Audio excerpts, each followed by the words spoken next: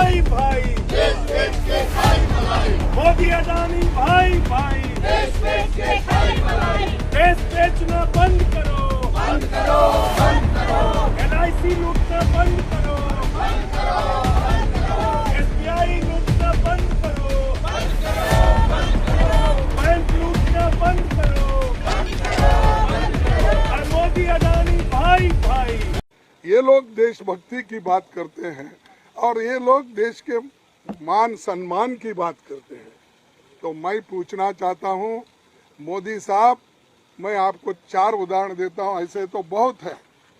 आपने जो चाइना गया, शंघाई में क्या कहा, मैं यही शब्द आपके सामने रखूंगा ताकि मोड़ तोड़ के बोल रहे हैं ऐसा नहीं होना कि earlier you felt ashamed of being born in India. Now you feel proud to represent the country. Indians abroad had all hoped for a change in the government last year. ये किसने कहा? मोदी जी ने कहा, प्रधानमंत्री ने कहा। और प्रधानमंत्री ये कहते हैं देश की मर्यादा चले गई। अगर डेमोक्रेसी और कॉन्स्टिट्यूशन पे अगर बात करते हैं किसी कॉलेज में, किसी सेमिनार में, तो आप उनको टोकते हैं और हम देशद्रोही बनते हैं। ये देशभक्त वहां जाकर ये बात उन्होंने कही। फिर उसके बाद साउथ कोरिया में उन्होंने क्या कहा? साउथ कोरिया में भी यही कहा, earlier people would lament, they would ask what sin they have committed to have been born in India. A businessman wanted to leave the country for better opportunities abroad. But these people are now saying that they will come back even if their incomes are lower than in other. यानी 70 साल में जो कुछ इस देश में हुआ या जो इंडस्ट्रियलिस्ट बढ़े, जो इन्वेस्टमेंट हुआ, उसकी उन्होंने ऐसा कंडम किया कि उस वक्त के बिजनेसमैन बेकार थे, उस वक्त के लोग बेकार थे, उस वक्त के लोगों को कोई इज्जत नहीं थी। सिर्फ इन्होंने आने के बाद ही इज्जत बढ़ा दी, ये उन्होंने इसमें कहा। फिर उन्होंने और एक बात कही कनाडा में। उन्होंने वहाँ क्या कहा? देखिए, उन्होंने ये कहा कि जिनको गंदगी करनी थी वो गंदगी करके चले गए, पर हम सफाई करेंगे। और दूसरी बात भी कहे, मैं ज़्यादा नहीं कुछ बोल। अरे गंदगी तो आप कर रहे हैं, डेमोक्रेसी को आप डिस्ट्रॉय कर रहे हैं, संविधान के धज्जे उड़ा दे रहे हैं और सब एजेंसी को हाथ में लेके हर अपोजिशन पार्टी को दबाने का, कुचलने का, सप्रेस करने की बात आप कर रहे हैं। और ये ऐसा है, चोर उल्टा कोतवाल को डांटे, हाँ, उल्टा चोर कोतवाल को डांटे। ये ऐसे हैं, खुद तो डेमोक्रेसी को खत्म कर रहे हैं और डेमोक्रेसी को बचाने के लोग हैं वो। तो ये कहावत भी है और सबको मालूम भी है।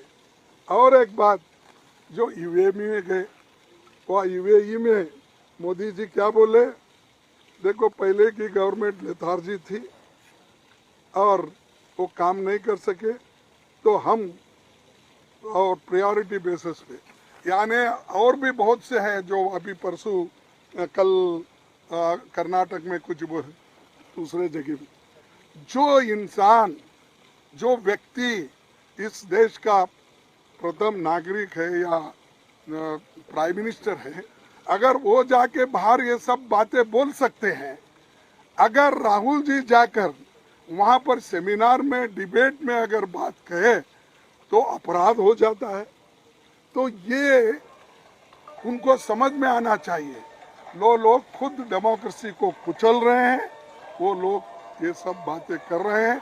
इसीलिए आप सभी पार्टी के लोग, हमने यही कहा, देखो भाई, आपको ये मसला उठाना भी है, आप उस सदन में उठा सकते हैं जिस सदन के वो सदस्य हैं, इस सदन के वो सदस्य नहीं है।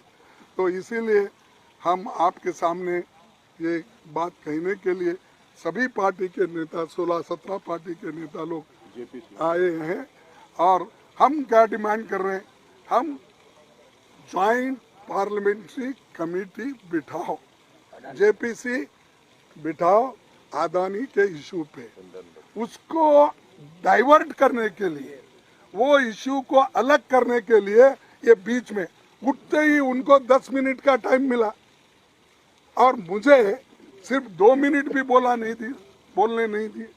यानी ये क्या है, मैं किसी की कमजोरी नहीं बोल रहा हूँ, ये क्यों ऐसा डिस्क्रिमिनेशन हो रहा है। और जब अदानी की बात हम उठाते हैं, जेपीसी की उठाते हैं, तो फौरन एक तो माइक भी बंद होता है, दूसरे तरफ हंगामा भी शुरू होता है। ये जो है, इसके लिए आज भी हम जेपीसी डिमांड कर रहे हैं, सब मिलके इसके लिए एक हैं और हम लड़ेंगे इसके लिए। उनको क्या करना है, कैसा, वो तो छुपा लेने की बात कर रहे हैं, डिफेंड करने की बात कर रहे हैं, कर लेने दो, लेकिन हम छोड़ेंगे नहीं उनका पीछा। हम जैसा कुछ है ना, बेताल कैसा, विक्रम बेताल, हाँ विक्रम बेताल के जैसा हम पीछा लगेंगे।